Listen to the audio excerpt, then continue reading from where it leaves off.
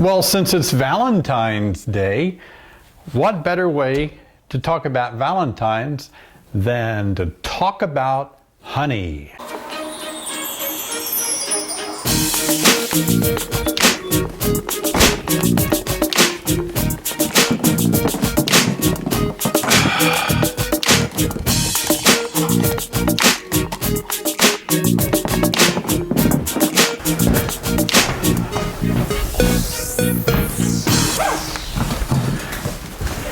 Okay, so let's talk about some honey today. Before I do, I want to let you know that oftentimes when you watch my videos, you'll see that I'm always wearing this, usually always wearing this yellow shirt, especially when I'm out in the hives working bees.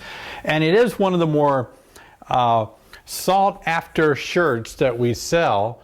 You don't have to buy one because we're going to give one of these away once a bunch of you comment and make comments about, hey, I want your shirt below this video.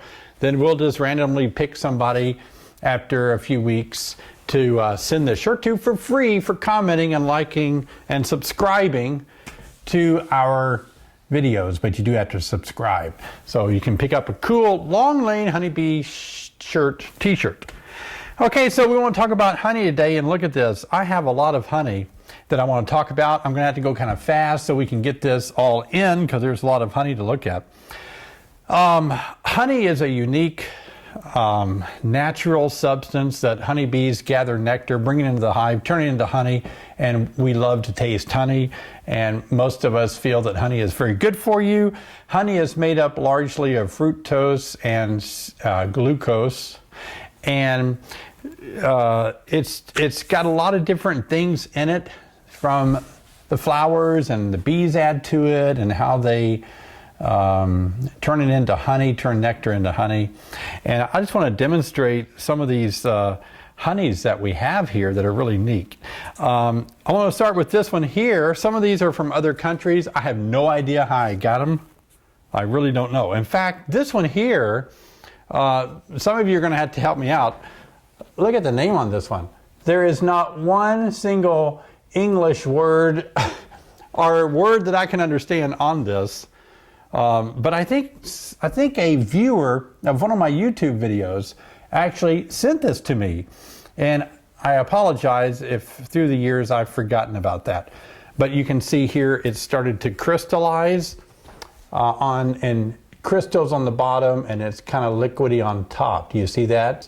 And this isn't very uncommon to see that you have crystallization of the honey at the bottom and you have a more liquidy substance at the top. And that's because honey is made up of largely of two sugars, which is fructose, which is sugar from fruit, more or less, and then you have glucose.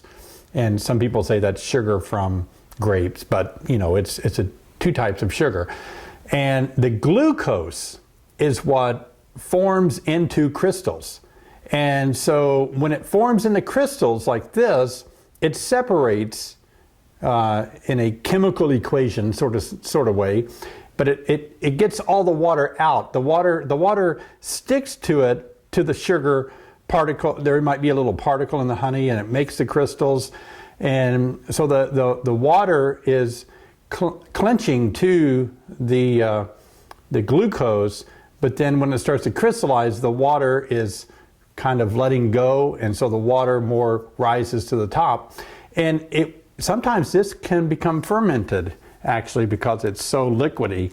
Wow, I can't get that top off.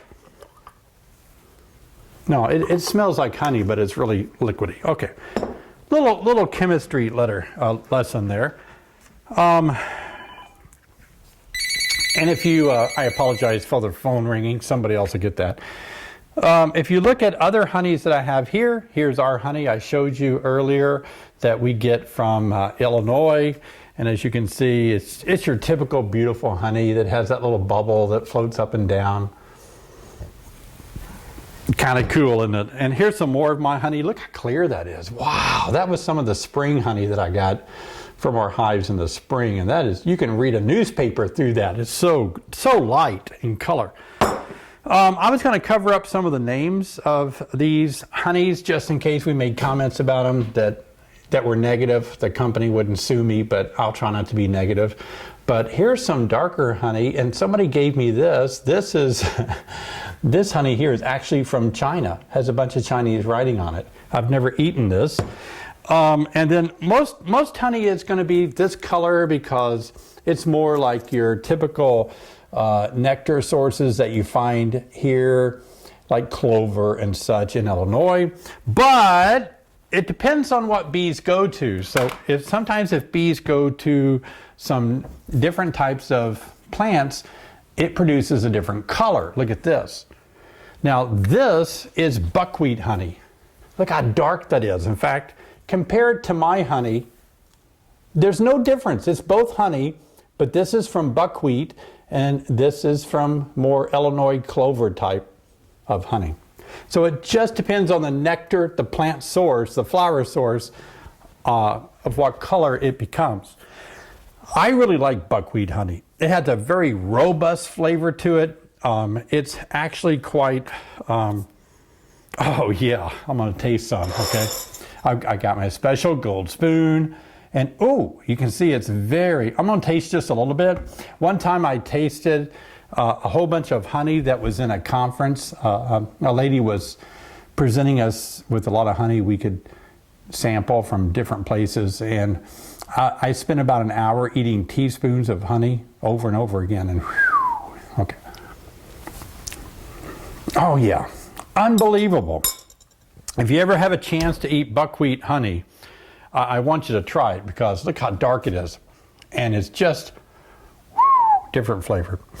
I want to explain this. A lot of people's favorite is orange blossom. This is orange blossom honey. It's one of my favorite tasting honeys, and especially if you can eat it quickly after you harvest it. It has more of that orange flavor to it, and it doesn't really taste like oranges, but it tastes like orange blossom. So there's a little bit of difference in there. That's crystallized just a little bit. I'm gonna taste this.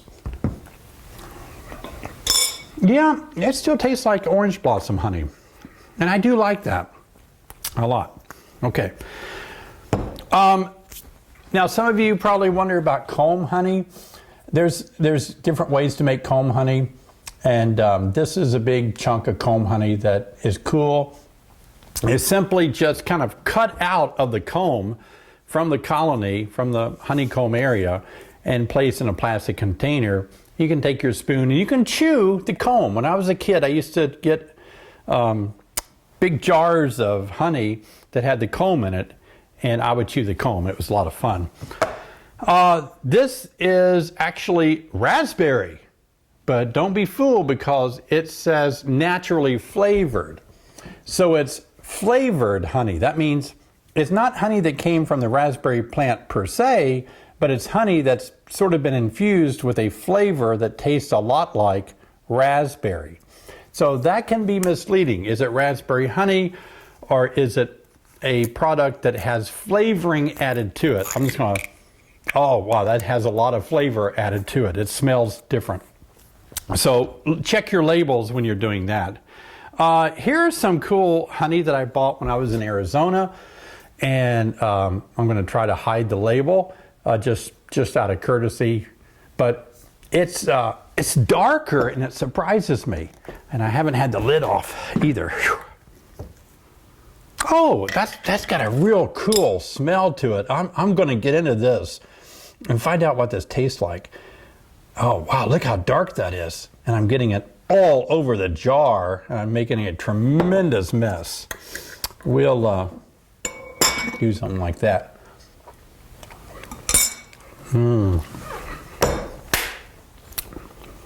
Never tasted that before. Wow, I'm gonna study this a little bit longer. Arizona honey, oh wow. Wow, that's really good. Pure Arizona honey. Oh, here it is. Wild Mountain Pecan. I don't know if that, I'm sorry, I'm not from Arizona, so I really don't know what that means other than I may assume that it comes from pecan trees. All right, do more research, comment below if you know what Arizona pecan honey is. But it was really good. I am going to cover the name on this one just out of courtesy of the company that makes it. But if you look at this, let's see if I can do this without you seeing the name of the company. Oh, look at this honey. It looks cool, doesn't it? Woo, another jar of honey. Study it closely, and it says sugar-free. And it says the word honey, sugar-free, and then you see the word honey. But look really close in the middle. See those little words? Hang on. Do you see the word imitation? So this is sugar-free honey, and so it's called imitation honey. But imitation is not as big and bright as the word sugar-free honey is. So again, honey is nothing but fructose and glucose sugar, very saturated sugar, but this is some other kind of product. Okay, that's okay, we'll just move on. Here's a honey blend. And I studied that, and I see no reference to what blend means. I don't know if this means that there's something else mixed with it. I don't know if this means it's a blend of different types of honey. I don't know what that word blend means. I should call the company and say, what does it mean when it says blend? But it's a blend, okay? All honey really is a blend of different nectar sources. And then we have this, I'm gonna hide the name here as well, 100% organic honey. This is 100% raw organic honey. And I know a lot of you beekeepers, if you're really savvy, you're already saying, wait a minute, how can honey be organic?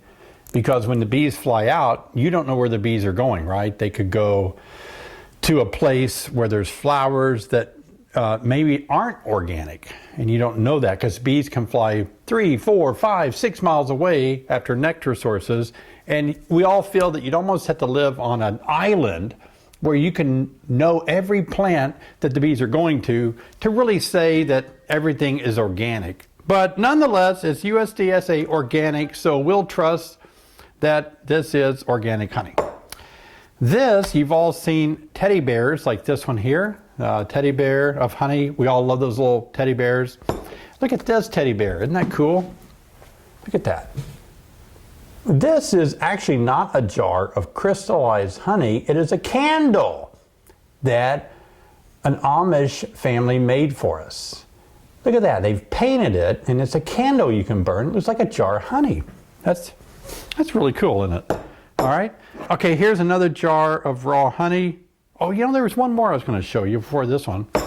Where did it go? Where did it go? Hang on, I'm gonna find it. I must have placed it somewhere. This isn't it. That's the Arizona. Oh, here it is. I've got honey all over me now. Okay, here we go. This is a honey that I'm looking forward to tasting today. It's called Zambezi honey. I have no idea where I got it. I suspect somebody gave it to me from their recent trip to Zimbabwe. And it's actually honey, and it does say this is 100% organic forest honey.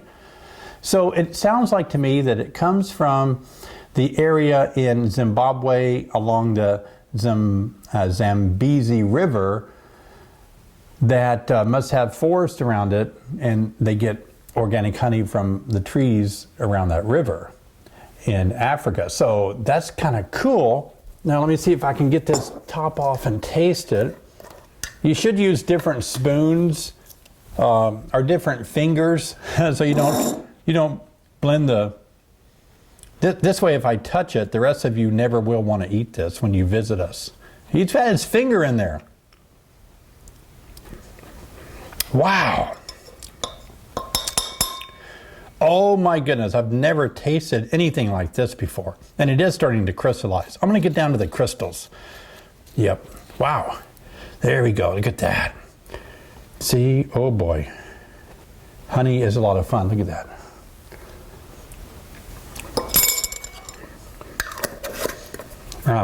How do you describe flavors of honey? Huh, this is my favorite honey right now of all time. Zambezi. I don't know why, that is just so good. Wow. Okay, here's another jar of raw honey. And this is actually from Illinois. And I think I set it aside again to show you how honey crystallizes. And you can get a separation of the crystals versus the liquid. The liquid just doesn't have any place to go once it separates from the glucose. The water, the liquid just kind of pools, and it may all turn that way. And it depends on actually how much sugar, how much glucose, how much fructose is actually in the honey. Now, I did a little research, and I want to tell you about honey that crystallizes. You know, like some of the crystallized honey versus some of the liquid honey like this and so forth. So how much does honey crystallize depending on where it's from, what resources it's from? So let me look this up real quick. Happy Valentine's Day, honey.